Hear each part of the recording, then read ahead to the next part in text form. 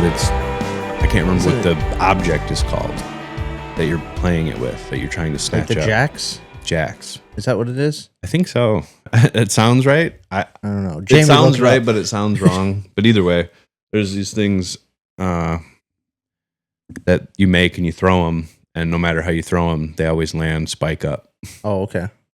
That's nice. It was like something ninjas, whatever ninjas used to use, I suppose. Or I think I remember. And talking about. Then there was a I don't know. They used them in Europe too. But either way, you throw them, and no matter how they roll, they always land spike up. Okay. And so then as people are chasing you, they step on them. But I was like, I want to make a bunch of these just for fun. I can't remember what they're called. Japanese, it starts with an M, and Europe, it starts with a C. I cannot remember what they are right now. We'll figure it out. They look pretty cool. I just like to have them just for fun. It's just like extra weapons. Yeah, in case. Just in the go bag, toss them behind you. Nice and rusty. Got to keep some extra batteries in there. The B.A.D project is about finding those small distractions that keep you moving when life tries to pin you down. That's what our gear stands for. They're reminders you can wear, carry, and share to push through those hard days. Every shirt, every hat, every sticker helps spread the message. When you're wearing it, you're not just buying our merch, you're backing the mission. We're building more than just a brand. As we roll out B.A.D activity events, your support helps make them possible. With new drops, holiday specials, and surprises always around the corner, we really are just getting started. If you want to go even deeper, hit our new Patreon for B.A.D Thoughts episodes, bonus content, behind the scenes, and a closer seat in this community we're building. We're even doing giveaways. So check out the gear at thebadproject.com, hit our Patreon, and follow us on all the socials to stay locked in. This movement's only growing, and you're going to be a part of it. Thanks for everything you guys are doing. Love you all. Cass & Co. Upscale Thrift is redefining resale. Think timeless fashion, luxury brands, and curated pieces, all at prices that let you stay stylish without the splurge. Whether you're hunting for vintage classics or this season's designer staples, we'll make high-end accessible. Dress like you own the runway for a fraction of the price. Every crew's got that one guy who shows up late, drinks gas station mud, and wonders why he feels like trash by lunch. Don't be that guy. Construction Coffee Co. isn't cheap sludge. It's small batch coffee roasted to keep you moving when everyone else is crying about their backs. Smooth enough to sit black, strong enough to keep you upright when your foreman's breathing down your neck. Fuck that guy. And yeah, they've got gear too. Shirts, hats, workwear built tough enough for the job site, not that pajama junk your apprentice wears. This stuff actually holds up when you're crawling through mud or hanging steel. They're there for you to roast beans and roast you. Just like you do with your buddies on the job. Because that's the culture. Talk trash, laugh hard, and get it done. Construction Coffee Co. Clock in, drink up, shut up. Go to constructioncoffeeco.com to get yours. Yeah. So last time me and you were talking, I think both me and you were in fucking some moods. Yeah. I know I had just talked to Chris about it too. It's like coming out of sickness, I'm like trying to whoop my ass into getting back into things. Because when you're sick for so long, and I guess what I mean is I didn't just have the flu, like I was not feeling good mentally for solid the last like probably 4 months, 5 months. Like this winter I think hit everybody hard. And the toll that work's taken too, just like not having enough and kind of scrounging by and all this shit, I think it's taken a toll on a lot of us. I mean, I don't know. I know that there's definitely some chances that I could have had to like save money and be fucking smart, but also this is never necessarily how I roll. Yeah. Like the experience is more like I can always find more money. I can't find more time. But I was talking to Chris about it, the amount of like get up and go that I have after taking like an actual break. Like I didn't want to, you guys knew, from the start, like I did not want to not release a podcast. Mm-hmm. And the universe or whoever was just against me when it came down to it. And when I didn't, you feel all of this like angst and like anxiety and depression and shit, because you're like, the consistency is what we need when it comes to this business. And but I think in that I learned like the consistency within ourselves is really what is going to help us, and it's really what's going to help our business, and I know that a decent amount of us have been lacking that a lot. Like a lot of the self-discipline. 100% me, dude. I'll raise my hand with you. Yeah. Like it's I'm giving myself, the grace to be like, hey, it's okay to start over. You're not going to be where you were 4 years ago, but it's time to like get your shit back in order. Like there isn't another option. And there isn't another option that I know that in the future I'd be okay with. Like willingness to help people. Like I want to do that, but also I really want to fucking help myself. Mm-hmm. And do you remember what you had said? Because I tried to repeat it back with Chris.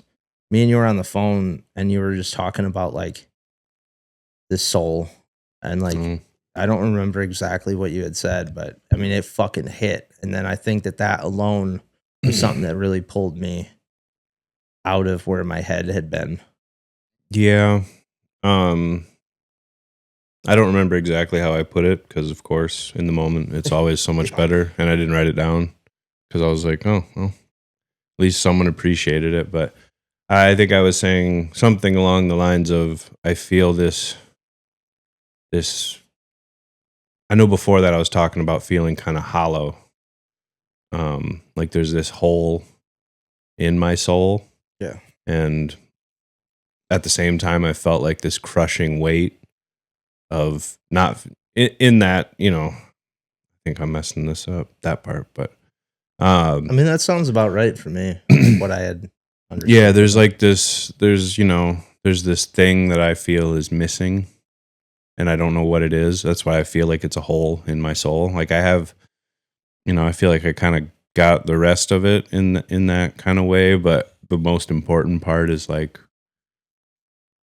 me and what's important to me and how I feel about myself. And yeah, I've just been feeling this like crushing weight where if I don't get something done, I've just been trying to ignore it, even though everyone else knows that I didn't do it. Yeah. It's just like,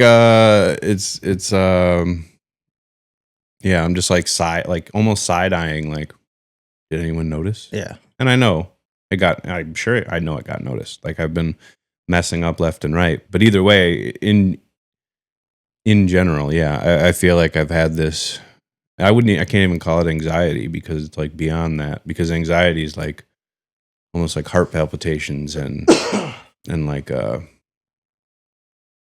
don't know, it feels more like burning as opposed to, I think what's actually happening is like I feel like a weight that I can't get rid of. Yeah. It's like dull, but it's always there kind of thing, as opposed to like, yeah, right. I'm worried. Right. I'm not worried. It's just like dull. And I feel like it's probably been there for, 20 years. Yeah. Kind of thing. There was a point in my life somewhere where I decided to do this instead of that.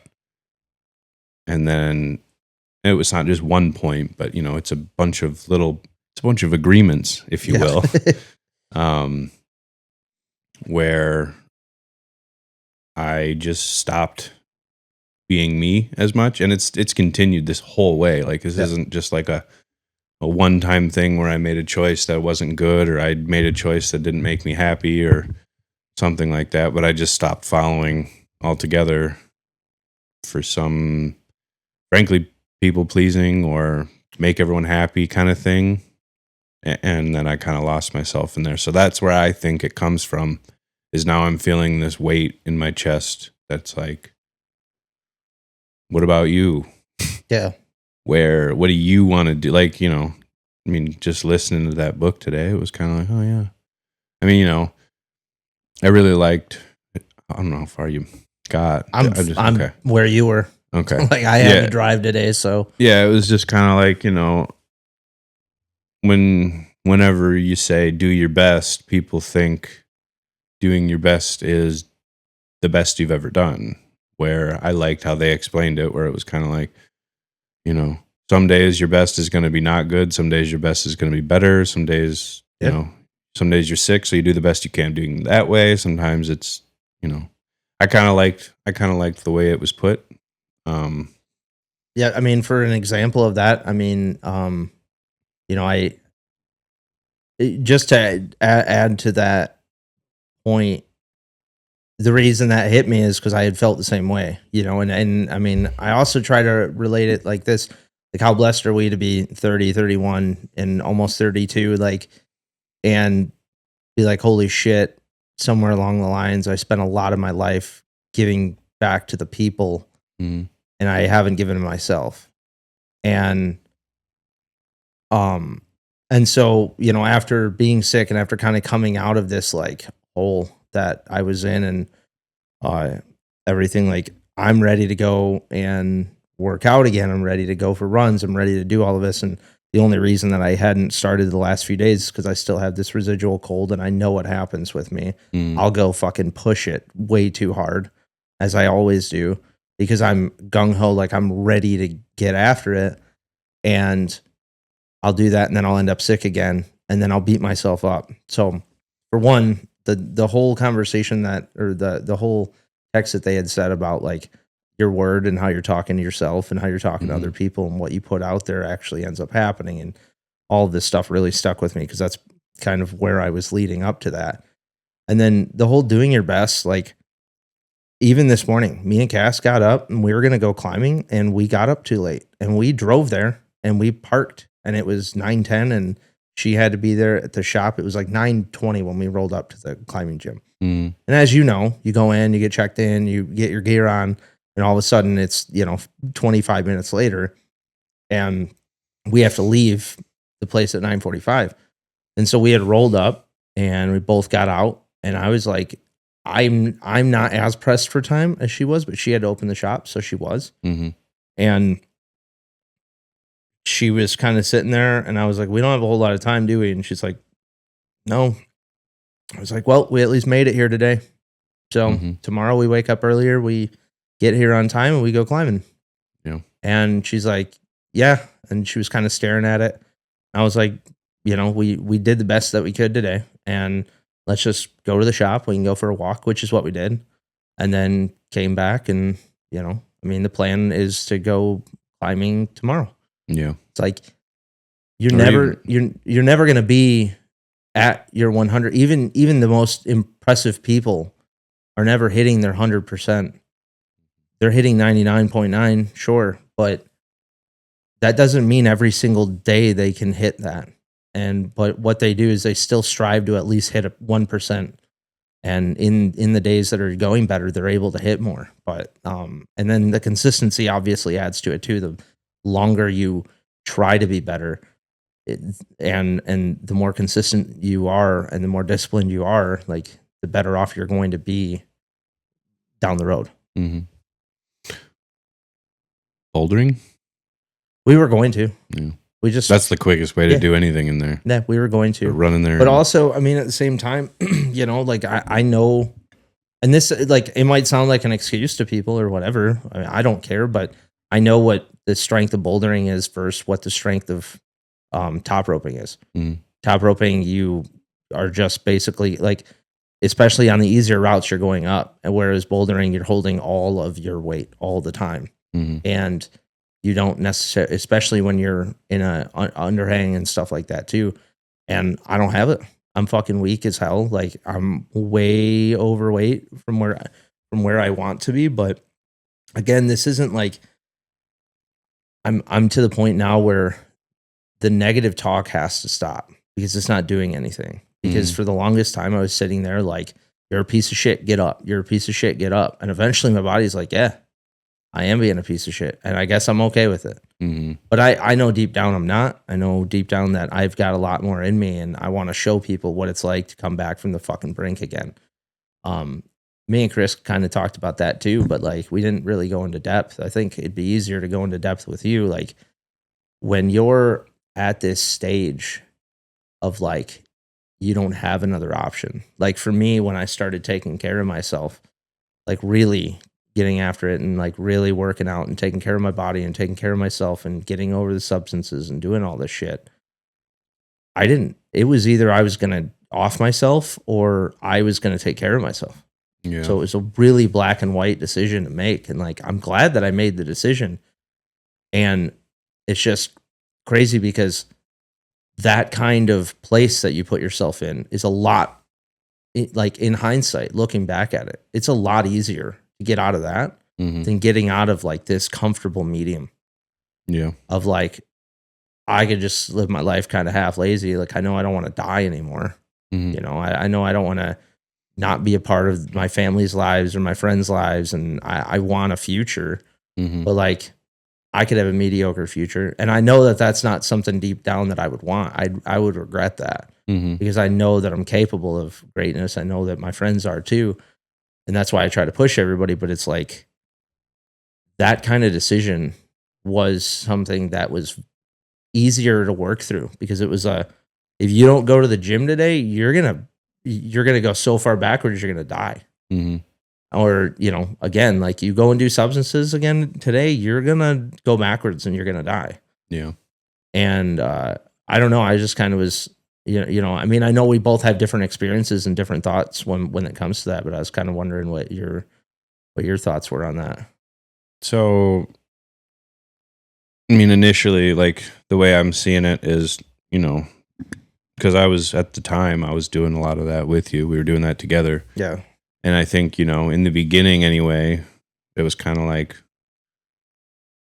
the running in particular. It was like running away from something and not letting it catch you, which actually, before I go on, there's this dude, he plays the audio on Instagram while he does it. He did this thing where he's like, I'm going to go for a run in the dark and I'm going to play footsteps in my headphones. So all of a sudden it's like, and he's like, oh my God. Oh, dude. He was running all alone and you can hear the footsteps in the video and he's like, oh my God. He's like looking behind, that playing it up or not. That just reminded me, and we'll get right back to it, but that just reminded me back when this would have been before me and you were hanging out. I was like 18, maybe 19, 20, somewhere around there. I was like big into the gym and big into running, and it might still be out there. They had an app that was like a zombie chasing app. And so it was like you would set your run to where you were going to run and set your time. And if you weren't beating your time, it would play like they were coming after you in the background. It was anyways.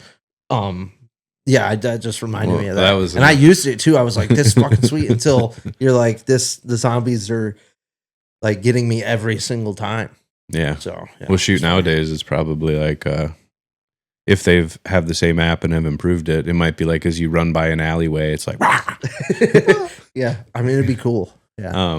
But, well, he did another one where it was demon noises, and it was, anyway, so yeah, I think with all that, it was initially running away from issues. And at least back, I think we're talking about the same time. I would assume we're talking about this. I mean, I didn't start getting help until me and you were really hanging out. Yeah. And like, yeah, I mean, you were a big proponent on. Hey, you helped too. Yeah, I was just like you were definitely a big proponent of being there as like a safety net for me, to check myself. Especially when there were times where I was like, I'm gonna fucking kill the world, and you're like, no. Yeah. Well, I know sometimes we got in arguments about that stuff too, because I was very. I can think like I don't even remember what the conversation was, but when we went down to Texas that time, I was taking devil's advocate on whatever we were talking about, and I remember you getting pretty mad about it. It was like, it's so fucking stupid. And at the time, I was like, yeah, but that's why I'm doing it. Just like, trying to take, even if it's the stupid side, the other side. Yeah. At the time, but yeah, at the time we were doing it, it was definitely like running away. And it was definitely more of a Band-Aid because also there was still substances, there was still partying, there was still, fucking off. But we were still kind of keeping to it. And I think that Band-Aid kind of, I don't know, it healed something that maybe got us to more of the mediocre, but like not want to die thing. Yeah. Which is great. I mean, and then, but also that's still allowed to like slide back to the line just before all that sadness and all that other stuff. Which is then where you know, it's not just because then it just got, I mean, personally, I just got more vain and being like, well, I'm in good shape. Who cares? Right. And then that stopped making a difference, even though outwardly I was probably more happy and more outgoing and more whatever at the time. But yeah, you know, I guess that's kind of it's taken us a while to level up a little more, but it was, you know, Band-Aids work for a reason. They heal wounds a little bit, you know, keeps the dirt out, keeps all the other stuff out. And then you get a little farther ahead of that. And then, you know, here we are now, where it's still kind of a medium. Probably shouldn't even call it mediocre, but a medium. Yeah. As opposed to full steam ahead. And then, you know, there's a point in time where we got full steam ahead for a minute and then fell back again and then got tired or got sick or got overwhelmed or got, you know, I don't know. There's just so many things that change as you get a little older, you know. As you get older and as your life changes, because like, I mean, speaking of grace, like I've been seeing these things here and there where it's like, it's talking about giving yourself grace because you've never lived in a life this complicated. Every day is more complicated for you because you've never lived to this point in your life. Something changes, something's happening. Old things go away, new things come in. I don't like change. Yeah. You know, that kind of stuff. So I feel like, it's just part of life, but learning to, you know, forgive yourself and kind of not be so hard on yourself with the, you know, the negative talk in particular, which I was pretty good about for a minute, and I still catch myself, but I still feel it. Yeah. Like I'm, you know, mess up and I say, you dumb motherfucker. And then I'm like, shouldn't say that. Hey man. And then I'm like, nice. It's still here. That didn't even work. Me saying, hey, be nice. Yeah. I'm on, you know, I mean, obviously like we sit here and we try to figure out exactly where things stem from. And, I'm in a much different place trying to take care of myself now. Mm-hmm. And I definitely feel that like I haven't had the, how do I put, I wonder if not going, how do I put this? Do you think it's better to Band-Aid things, or do you think it's better to full on stop and heal the wound?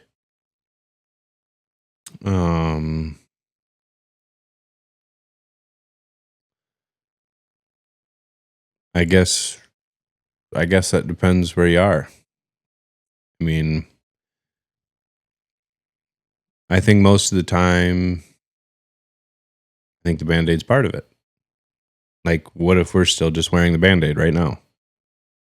Haven't taken it off yet. I mean, I think that's the case. We're not there, right? So if you want to stop the bleeding, then you either need, you know, I guess a tourniquet would be more apt for that. But you know what I mean? Like, it'll just keep with the Band-Aid. If you Band-Aid it and continue to work on it, continue to put your Neosporin, all that kind of, you know, all the little things that help you actually heal, then I guess that's better than, because, you know, what is fixing it?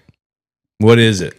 Yeah. Is fixing it getting what you want out of it, or is fixing it some other goal? Yeah. Because if you're just saying, I'm going to fix this, I don't know what that looks like without a plan. But even if you have a plan, what does fixing it really look like? Because you could do all this and your life could turn out worse by fixing it. Yeah.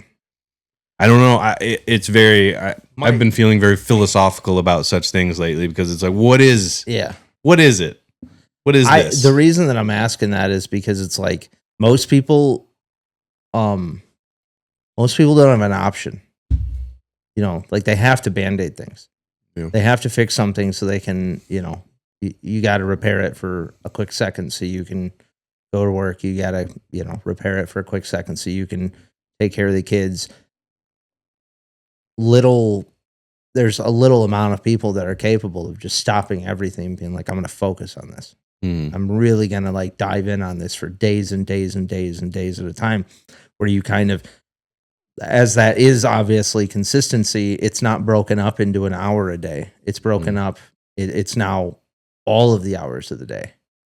And I wonder if that's, I mean, obviously it doesn't fit into like our society, right? Like to stop everything you're doing and go and like take, a month off and work on yourself. I mean, I guess it depends on the life you want to live. Right. If you're, I mean, obviously you got all the different things that happen, but you could stop. Everything else is going to suffer for it. Right. But I guess you could do it. You can do anything. I just wonder, I wonder if this is kind of what the 4 agreements were, kind of speaking to me too, is, things are placed into us without our choice. Mm-hmm. It's our choice to keep it going, keep that agreement going, or keep whatever was given to us. And I just wonder if it's like, in my head, I create this place to where, you feel trapped. You feel like you can't do that. I feel like I can't take an entire month to just be like, I'm going to figure myself fuck out, and I'm going to go to the gym, and I'm going to eat right for an entire month, and I'm going to do all of this stuff. Now, in being able to do that, it's the same way you would save up for a vacation. Like you would be able to save up for that. Now I work for myself. You work for yourself. Like that's a possibility, but also that involves trying to figure out how to save in order to do that. For a lot of people, it's not an option. It's not an option yet. Like they have the ability to figure out how to make it an option, but if their career path has taken them into that, like that world of you only get so many days off, that's not an option for them. And I personally want to explore what that looks like for me. Like what 30 days of like schedule everything for B.A.D and 30 days of like going. And for me, I think I'd go fucking nuts because I need to do stuff.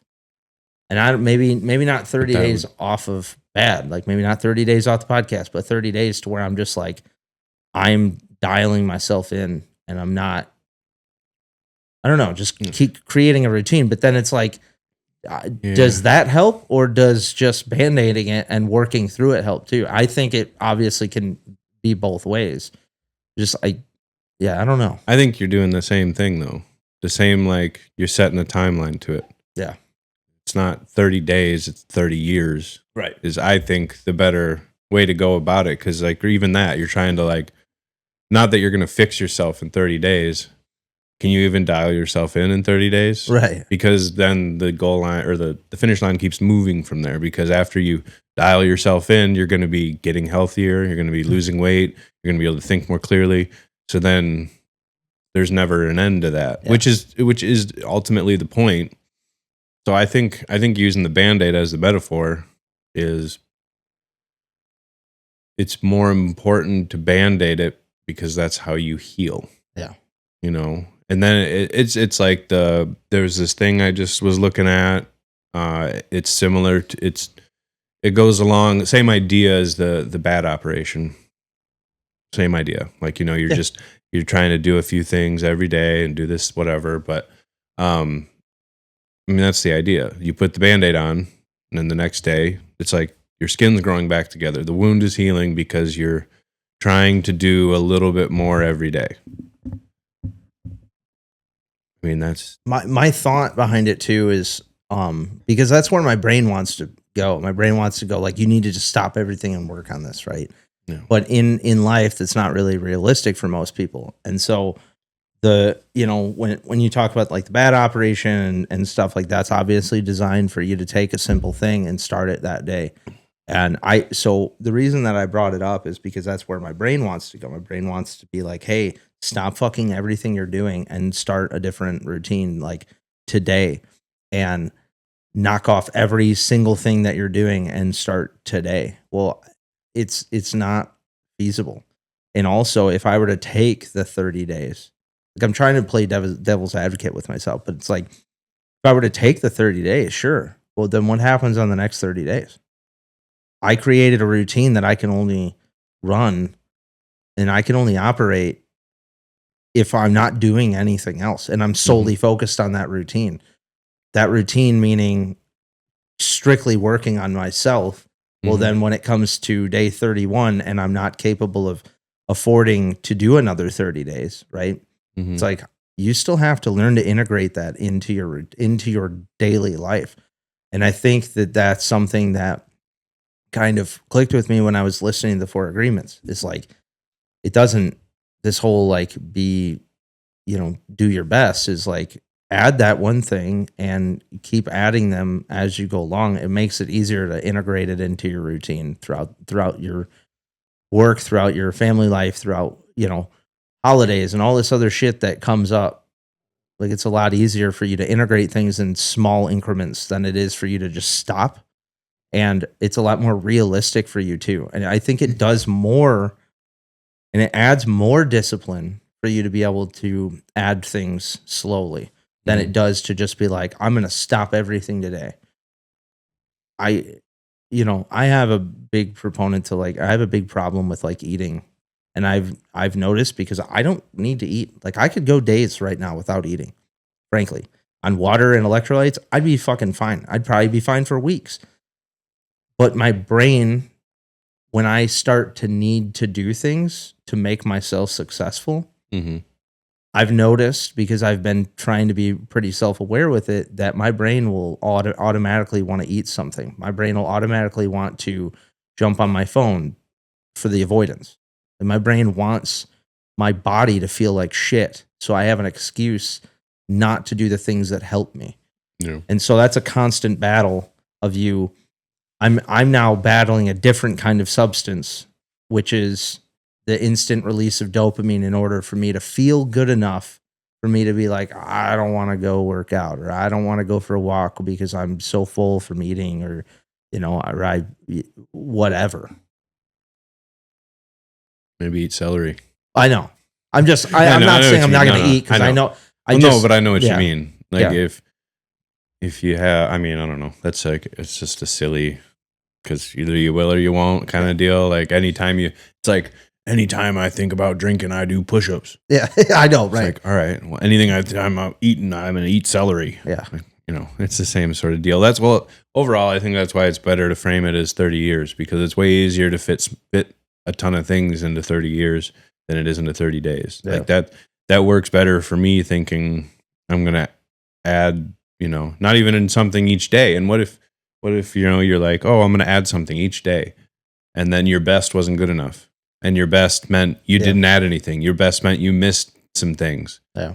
And then you're like, well, I've just ruined everything. Yeah. Now I have to start all over again. I think what I mean? Yeah, I get that. And I think there's a balance in between the two, because also, like, you go, well, I got 30 years to do it.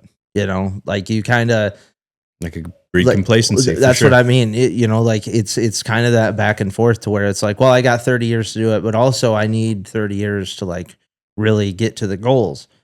And everything in fucking balance is life, or everything in life is a balance. We talk about that all the time. And balance is also a life. Yeah. Life is a balance, and balance is a life. All is life. There you go. So I don't know, man. I've been trying to figure out more about how to like keep the moment. I don't believe necessarily in motivation. I have a disagreement with people who think that they need motivation to go and do things. I only know that because I've done a lot of things not fucking motivated. Mm-hmm. And I think motivation is it's a trick, and it's a gimmick that people use to get you to watch their videos, that use to get you to take their supplements, that get you to like, I don't think that motivation is like necessarily the realest thing. I think that you can become motivated based off of like something, but it doesn't last. It's not something that's that you can just keep in a jar and keep using and keep using and keep using, because there is going to be a day. I mean, I don't know. It's the way I think about it. I mean, maybe if you're like, you know, your family was, you know, killed by an assassin or something, like you might have motivation for your entire life to find that assassin. Yeah, but it's you know, like, you just sounded like who? Andy Elliott, fucking con man. He's like a sales guy. Shit, I'm a con man. They made fun of him in Tires. If you watch season 2, where they do the salesman thing, they do the sale. And he's like, "Take your shirt off. You're so fat." And the guy's got a 6-pack. Yeah, I do remember that. So they were making fun of Andy Elliott specifically. Oh, okay. Because he's like a convicted con man, but he just, you know, that was the thing he said. He's like, you sell 6 cars a month? And the guy's like, yeah. And he's like, what if I kidnapped your family? How many cars do you sell? Like, they had a goal in mind, and the guy's like, yeah, I'd meet that goal if my family was in danger. And he's like, why aren't you doing it now? Like, I know. Fucking scrub, dude. It's so crazy. It's like, okay, well, obviously. Yeah. Well, obviously, I would go to the ends of the earth if that was the case, but then it's like, why aren't you doing it now? And it's like, well, it's also the same silly shit that the guy who is like, you have 24 hours in your day. I've got, 98. Yeah. It's like, oh, you think that? I've got 180. Even PBD, it was like, what goes into a billion? And he's like, 512 billion. Got it. So you just double it. You just double it forever. And there's a guy who does, I don't know if you've seen him, he does all the spoofs, and he's like, well, what if you just quadruple it? I buy 10 units and then I flip them into 40 and I make all the money off the thing. Yeah, that guy cracks me up. Yeah. It's like, oh, okay. Just buy 10 units and live in one, rent out the other 9. Obviously. Yeah. I can't even get a loan for $100,000. And that's not even enough to buy any of them. Yeah. It's enough to buy like 5 units in a building. And it's like, it's. I mean, here's the thing too. And this is another thing that I'm want to kind of dive into a little bit is, we run a business that goes on YouTube. We run a business that goes on, podcasts, whatever. And like, we have other businesses that we're working on too. And like, all of those involve around sales and communication and marketing and all of this stuff that frankly, like, we hope people go on and view and subscribe and like, because it shows an analytic to the company that we're uploading it to, that we're worth more views than the next person, and therefore we're worth people putting money into us to get more ads, all of this shit, right? And like, that's the game. But I'm so far beyond it. I don't fucking care. But it's like, I have to care because it's kind of what we do, but it would be nice to try and figure out a way to where it doesn't matter. I mean, I'm almost to the point now where I'm like, I'm going to get an iPod and I'm going to leave my fucking phone at home, and I'm just going to like download a podcast, download a book, and like, I'm just going to walk around with my iPod again, like I'm in fucking 5th grade. Corded headphones run down through your shirt. 100%, dude. Little rat tail sticking out of the back pocket. Yeah. The fucking, the tangible, like some good skull candies. Yeah. Like, yeah, you know what I'm talking about. I do. It's like, you almost probably can't even buy the good skull candies anymore. But I'm to that point now where even if I stick my phone in the other room and I have my headphones in and I'm listening to something tangible, like I'm listening to something good that has enough knowledge that I'm going to pick something up. Mm-hmm. And I just have my notebook and I just have this. At some point I have to go back to like rewind. I have to go back to grab my phone to go on to the next thing. And then it's there. All of the shit that like I don't want to be on, all of the noise that I don't want to listen to, it's all there. And all I feel like lately is that my phone is making me not be able to communicate as well. And it's like creating this disingenuous communication pattern. And I'm ready to throw it the fuck away. Well, ball and chain. Yeah. I mean, yeah, it's funny. I drew that a long time ago when we were first drawing shit. It was like some guy and he just like dropped his phone as a ball and chain. He's Time to bring it back. going out hiking. Whatever. It's just, it feels so hypocritical. Come hang out. Yeah, Get off your phone. How you going to see us? Your phone. Your phone. That's what I mean, though. It's like, how do you break the fucking cycle of being like, hey, I want everybody off of their phone, but like also, can you just subscribe and like our videos and watch our videos? It's fucking crazy. Yeah. And it's more or less like, obviously we live in a time where that's not going to happen, but it would be nice if people could just like get off for a while. Yeah. You know, like I think I was listening to Rogan and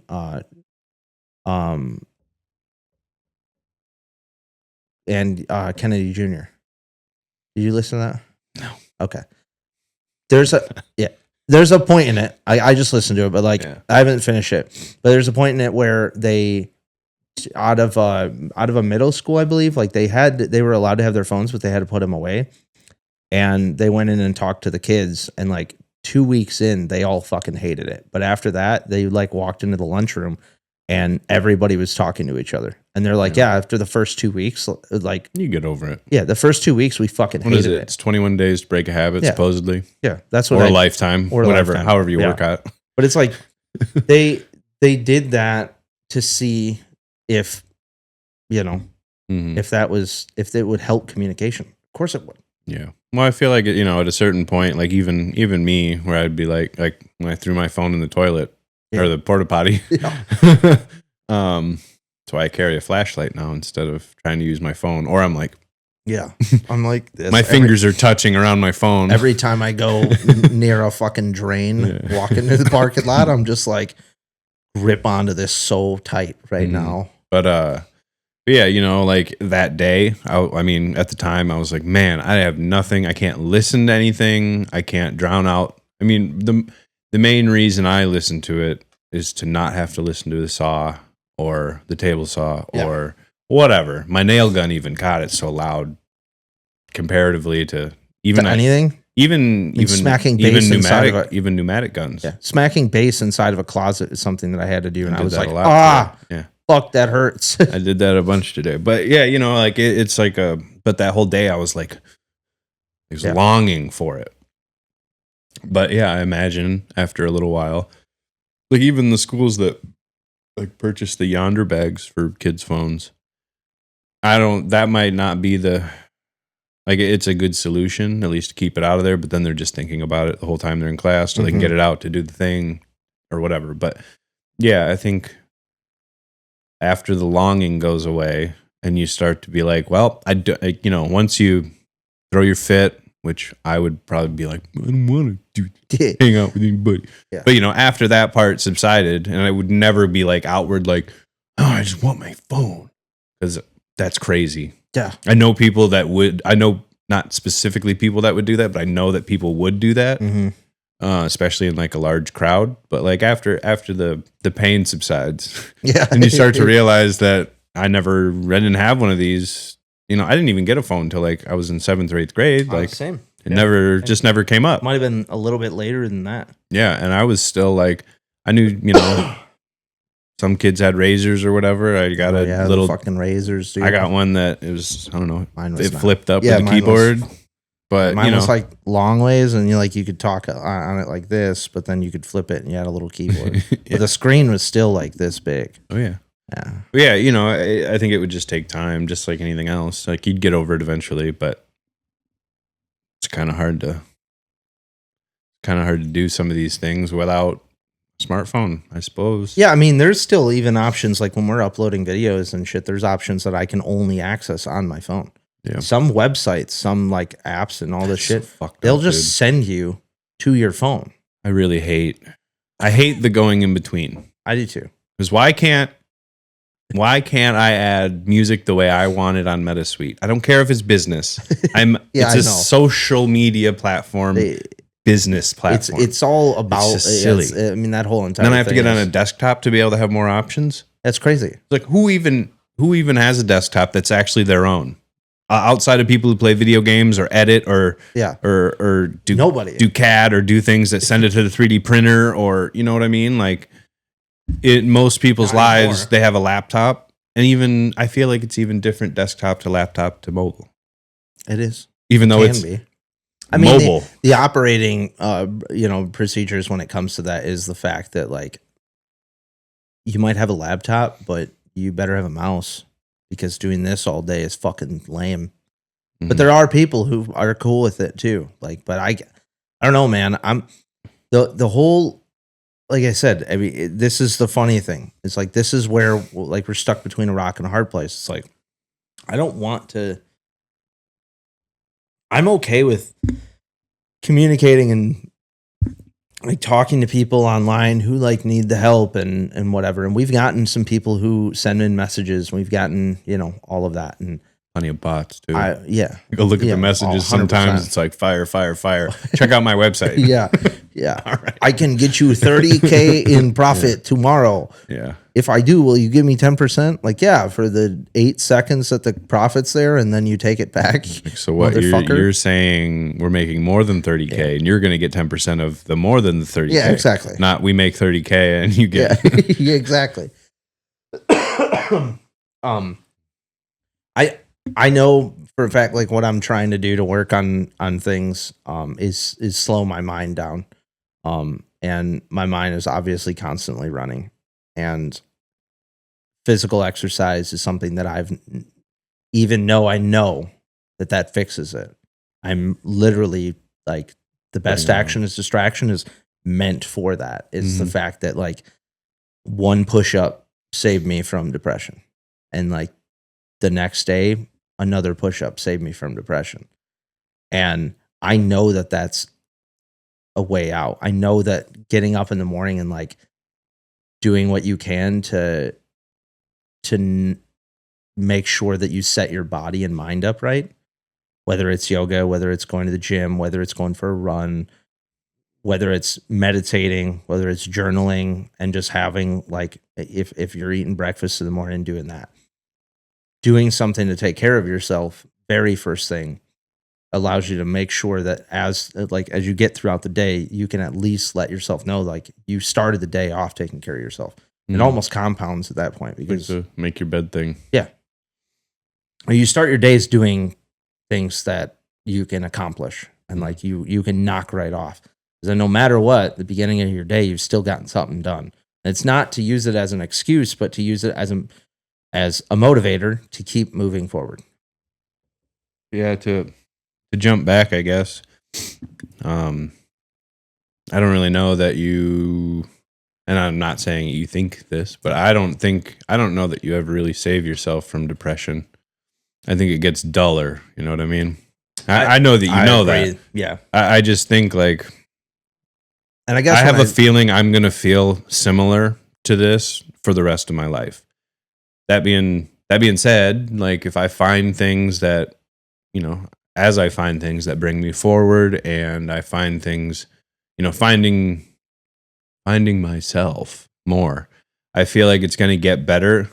And I feel like even though like when it's all compartmentalized too, because like I would never want my family to hear this and be like, he's not happy, because like I'm happy with them. I'm happy with my fiance and my daughter. Mm-hmm. Like I'm happy with those things. I'm not happy with me. Yeah. And that's like a hard thing. You can't even say that to someone who you love and where they're like, I'm not enough. And they can't help that because that's what I would think too. If it's like, I'm really sad and I'm not happy. I haven't been happy for months. I'd be like, what did I do? Yeah. What can I do? Yeah. And it's not necessarily something you can do. It's like, we talked about it, from the very beginning. Like this is something you have to fight every single day.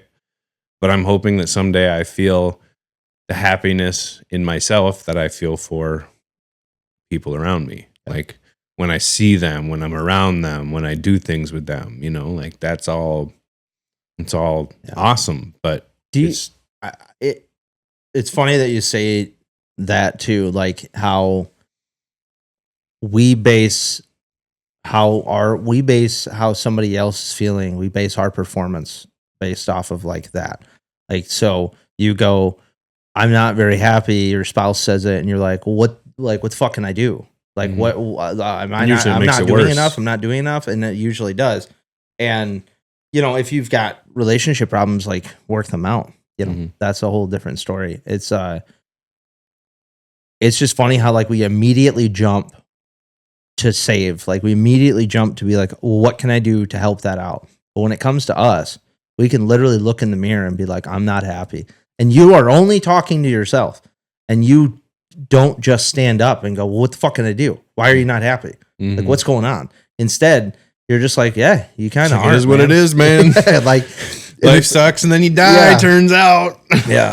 I was like that. I was like that one guy. I fucking forget. It cracks me up. I mean, it's something that probably most people it wouldn't, but like for me, the guy was like, yeah, man, I just like at some point, you know, I always thought I was going to die, you know? I mean, I just lived my life. I always thought I was going to die. And then at some point I just didn't.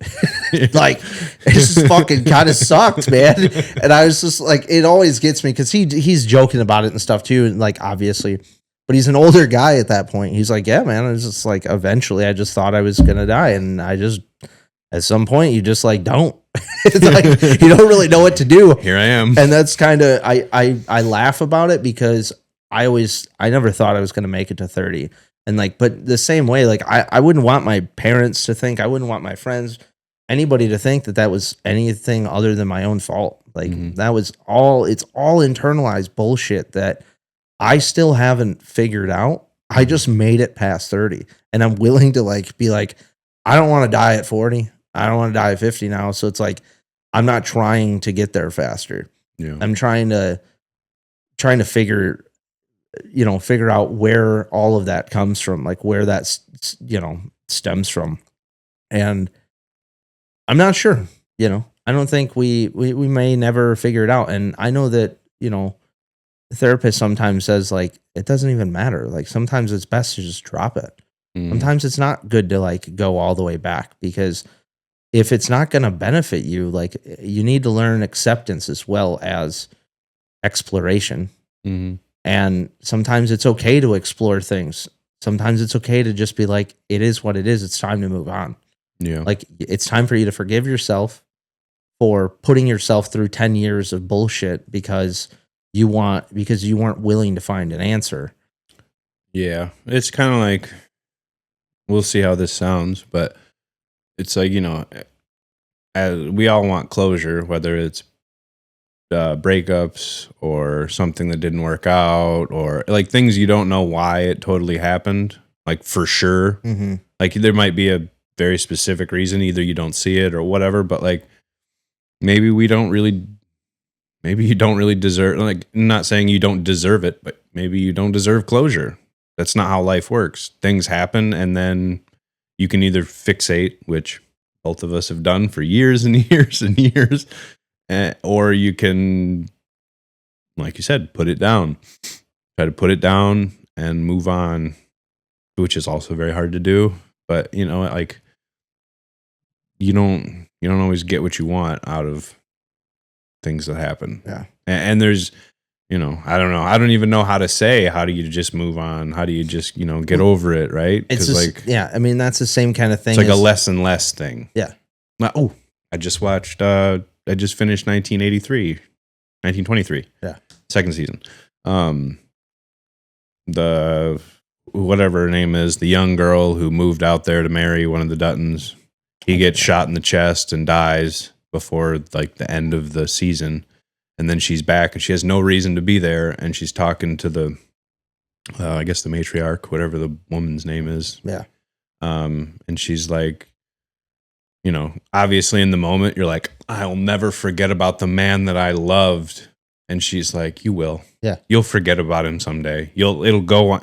Like the pain will be there. And then all of a sudden, once you move on and start living your life somewhere else, doing whatever else with whoever else, one day you won't think about it at all. Yeah. And it's like, and this is like his mother who's like, I'm going to think I'll remember enough for the both of us sort of deal. But like, the pain eventually, the thing, it fades as long as you kind of let it fade. If you don't do anything, then you'll be stuck there forever. Yeah. If she stayed out in the frozen wasteland that it was, especially at that time. Like it's never, if you never start moving forward or moving on, it's going to be there. You could just wallow in it forever. But as long as you start doing things, eventually there's going to be a point where you're like, oh, I hadn't thought about that in years. Yeah. And then it still hurts, but you're already at a point where you're like, oh, I'm so far ahead now that I'm in such a different place that I'm like, I'm not stuck there anymore. Like, it is what it is. That was sad, but here I am. Yeah. Somewhere different kind of deal. I've been thinking about that too. You know, this whole, like, what's the, you know, how do you tell people like, oh, you just move on from it? It's the same thing. Like when we talk to, or when like we're listening to people that we look up to, where they're just like, no, you just have to fucking do the thing. Me and Chris have kind of gone into that too. It's like, how do you just tell people like that's what it is? And I think the more I get into, you know, self-care and being self-aware of things, all of that comes. And the only thing, like the consistency of just doing the thing outweighs your thoughts of having to do the thing. Does that make sense? Say it again. So the consistency of just doing the thing eventually outweighs your thought of having to do the thing. So like you no longer, like if you just consistently are able to keep doing the thing even on the days that you don't want to, that's really hard in the first place. How do we do that? You start by doing the one thing one time. The difference between discipline and motivation right there. So you do that enough, and eventually your brain starts to realize it is just doing the thing. It is just getting up out of bed. It is just, you know, drinking 8 ounces of water. It is just literally opening the door to go for a walk. Like it is just trying to make it to the gym. And doing the one small thing, eventually that blinds all of your thoughts about not doing the things. Eventually you're like, no, it did fix me last time. It will fix me this time. Like but that's really hard to teach people. It's like impossible. It's hard to teach myself that. It's hard to remember that in general. It's just like the consistency of taking care of yourself, even in the smallest of matters, will help you push yourself to a greater place in the long run, obviously. And it's so simple to like even say it. Well, even what you were saying earlier, like, you know, I mean, I'm sure there might have been a moment of negativity this morning, getting to the gym and realizing it sucked. There was nothing, you weren't going to get anything done. But, you know, that's like making it a lot farther. If I'd have woken up late and realized I had other things to do, I wouldn't have even bothered to drive to the gym. Where at least, whether it's, you know, people, whatever, you can call it a waste of time, you can call it this or that. Like you could have driven all the way there and what you had to do was over here in the complete opposite direction. But I mean, that seems to be pretty good. You made it that far. You didn't make it to what you wanted to do, but like it's not the full showing up for yourself, but it's showing up for yourself enough right there that you're like, well, this close. I almost did it. Well, and that feels better. It feels better but to also be like, I like, fucking almost made it. Yeah. If you're thinking about it in that mindset. Otherwise, it's like, now I'm fucking sitting here in the if I chose to think about it in that, like if fuck, dude, if it was 3 months ago, I'd have been pissed. I'd have been pissed the fact that we didn't get up early. Yeah. And whose fault is that? Mine. Like I'd have been mad at the universe for my lazy ass staying in bed, you know, but like, so a major portion of that is just the mindset of that. I had to go to Howell to go get a haircut. Like I didn't have to go over there to go to the climbing gym, but I wanted to, and we tried. And even though I was watching the clock the entire time on the way there, I didn't once have the mindset of, well, this is fucking pointless. We're not going to have time. It was, maybe we'll have 10 minutes. Like maybe we won't at all, but I'm at least putting forth the effort to get there. because tomorrow I need that same effort just earlier. Mm-hmm. And it'll allow us to do the actual workout. Yeah. Yeah. Well, I was just thinking about that today because I had told you I'm going to get to work extra early, an hour earlier than normal. Well, I got up with Amelia. So I would have, once again, just not gone back to sleep, but it would have been 3 in the morning. Yeah. Or 3:30 in the morning when I was like, well, just going to work now, I guess. Yeah. Because I was trying to get up at like 4:15 to get ready to go to make it there by 5 or whatever. And I ended up sleeping till 5:30, which is whatever. It's all I got it done. I was trying not to be hard on myself about it because I just knew it wasn't going to make my day any better. Yeah. And I had a fine day. Cut a bunch of base. I worked pretty fast, which I don't know what that says about a measure of a man. That I'm like, I was fast today. Well, I mean, it sounds like my dad talking, honestly, which is not a bad thing, but it's like, how fast can I do this kind of deal? I mean, accurately, I guess. But I think finding those like positive things, like, I mean, Cass always does that every time we eat, where it's like, what's the highlight of your day? And it helps. I know it helps people. It catches people who don't regularly eat with us off guard because they're like, oh, wait, what? I got to think about something positive that happened throughout the day. Mm. And it forces your mindset to be like, okay, well, and I think that's going to be mine tonight when we sit down, is going to be almost making it to the gym, because it is a big thing, like, especially when you haven't spent the time for yourself to add that physical distraction back in. Mm-hmm. Like for me, I was still going on the bike. I was doing all this stuff before I got sick, but it just wasn't enough for me. Like, it wasn't for me. I really work well by just getting the fuck up, getting to the gym, because it's an intentional place for me to work on myself. Mm-hmm. The house is like a intentional place for me to work on the businesses, and intentional place for me to work on the relationships and be at home. I work really well separating those. Mm-hmm. And I know that sometimes it's nice because I don't always have a chance to, like, the bike's in there, or like you roll out the yoga mat or whatever. If that's all you have, then that's all you have. Just like, I'm just saying that for me personally, it seems really best to be able to separate all of the spaces for me. Mm-hmm. In order to kind of make myself better. Have the right mindset. Yeah. Depending on which place you're going. Yeah. But so, anyways, so I'm going to be back. I'm going to do my best to get back on the grind of things.